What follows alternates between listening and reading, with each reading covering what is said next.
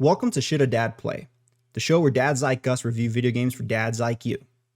My name's Paul Irizarry, and today we are reviewing Elden Ring, Shadow of the Erdtree.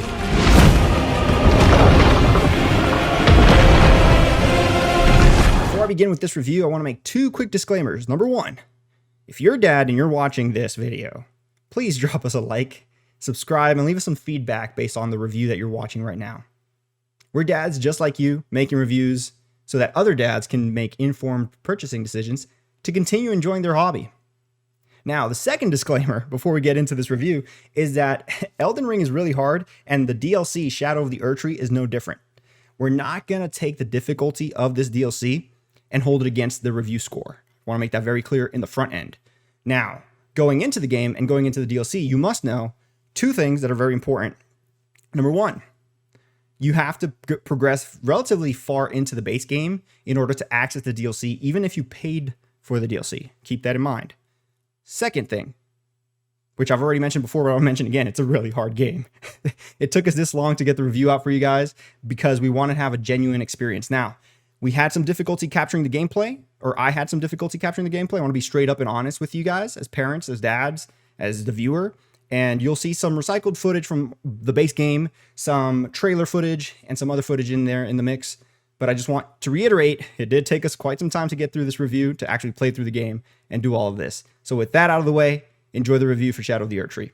All right, let's start with the story of Shadow of the Erdtree. The DLC builds up on that rich lore found within the world of Elden Ring. It introduces new environments, new enemies. It has a narrative depth that is significantly enhancing to the base game. The more mysterious chapter dives deeper into the lore of the Erdtree and its influence. You're going to be uncovering the history of the Erdtree's dark influence over the world. You're going to be diving into a mysterious and decaying realm filled with haunting beauty and peril. And then as you explore these new areas and face formidable foes, you will be unraveling the lore surrounding the Erdtree's corruption and the ancient forces that seek to control it.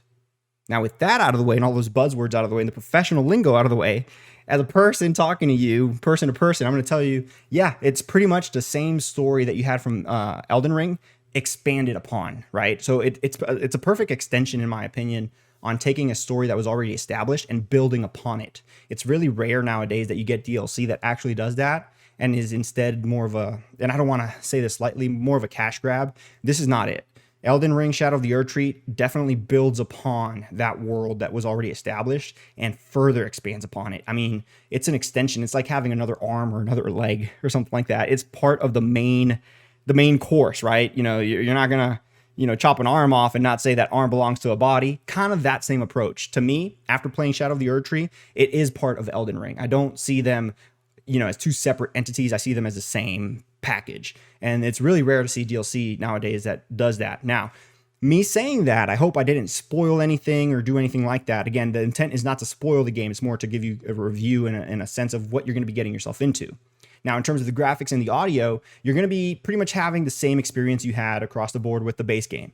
The areas introduced in Shadow of the Erdtree are nothing short of breathtaking. We already knew we were going to dive into that. They have hauntingly beautiful forests, desolate wastelands, and the level of detail and atmosphere in each location is pretty impressive. And exploring these new zones feels rewarding. Again, just like the base game, with secrets, hidden pathways, all of it encouraging exploration throughout this massive, vast, expanded world.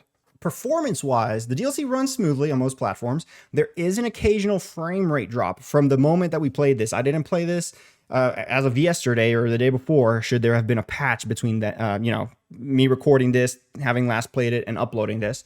But from the moment we played it, it did have a little bit of occasional frame drops. Nothing to break your experience, and in a game that's so precise like this, nothing to break, your experience across the board. It was very barely noticeable, only in very densely, very heavily congested areas.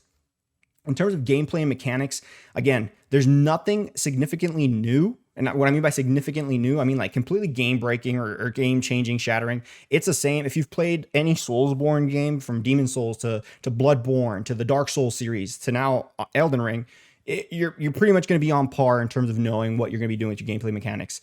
There's obviously new weapons, new things that you can get, new items, new special things that we don't want to spoil in the review to continue to expand your build.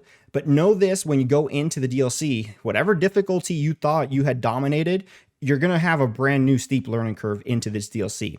So this DLC, I think, is best suited for those that have already completed Elden Ring, have become Elden Lords, have, gone ins and outs, and are ready to dive into the next chapter. Now, granted, that doesn't mean a dad that has limited time can't jump into that. Now, let's talk about the ease of return to play, which is exactly what I was mentioning a second ago. As dads, this is the section of the review that doesn't really fit to other reviewers, if you will, or other outlets that review video games, right? Here, we want to focus on how easy is it for me to drop this game, do my responsibilities, and not come back to it for like 2 to 3 weeks, maybe a week, a few days, and just pick it back up and continue where I left off. And that in and of itself is what makes this a very difficult game to review, because I experienced that myself. Just like when you drop Elden Ring and then come back to it, that's the same experience you're going to have when you drop Elden Ring and come back to the DLC, if you will, right? There is going to be a time for you to kind of fall back into the controllers, whether that's, and this is going to be completely dependent on the person, whether it takes you 10 minutes to, accommodate yourself to the controllers again, or if it takes you 30 minutes, maybe it takes you a day or two of playing through the game or playing through some level, not levels, but, playing around the world to get acclimated. It is not easy to pick up or drop and pick back up and play as a dad. I'll tell you that for sure.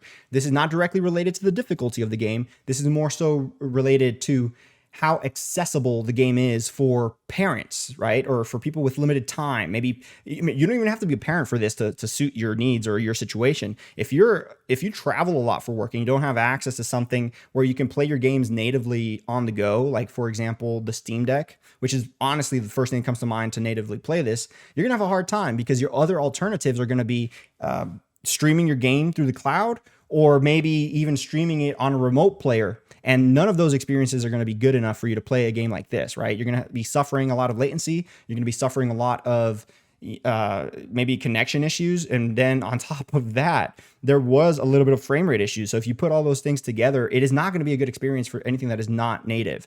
So again, dropping the game and coming back to pick it up, all it really does take is a few, and again, this is dependent on the person, but it's going to take you some acclimation, right? And if you get the acclimation, I think a lot of players will fall back in place. However, that costs time, and I'm going to be real with you. That's the only thing pulling this review back in terms of score, not the difficulty, but the ease of return to play. It is not very easy to return to play. Now, us here at Dad's XP, giving all other things into consideration, this game is great. It runs pretty well. It has very stunning graphics, very good audio. It is very good in terms of that hook. It grabs you. You want to continue to build your character. You want to continue to explore this world, and you want to go back in there and fight these bosses and dominate, right? You want to learn their ins and outs, their combinations, what builds are better against certain situations, against what enemies. It is captivating, and it really is a really good masterpiece of a game. It doesn't do anything bad, in my opinion, other than that accessibility issue, which again, it is still present, where I think we could look past it a little bit more with the base game, because this DLC not only requires you to go so far into the base game, but on top of that, spend an additional $40, plus on top of that, acclimate yourself and have an additional curve. It makes it harder from a dad's perspective to give it a perfect score, which is why we're going to still give Elden Ring Shadow of the Erdtree a 9 out of 10. This is definitely a must-play game, with the caveat that you are invested into the base Elden Ring game, which a lot of people are. So again, this is a phenomenal game, a phenomenal DLC. I recommend it to anybody. Just keep in mind that you do need to make some progress in the base game in order to even access this DLC. With Dad's XP, my name is Irizarry, and this was your review for Elden Ring Shadow of the Erdtree. Until next time, bye-bye.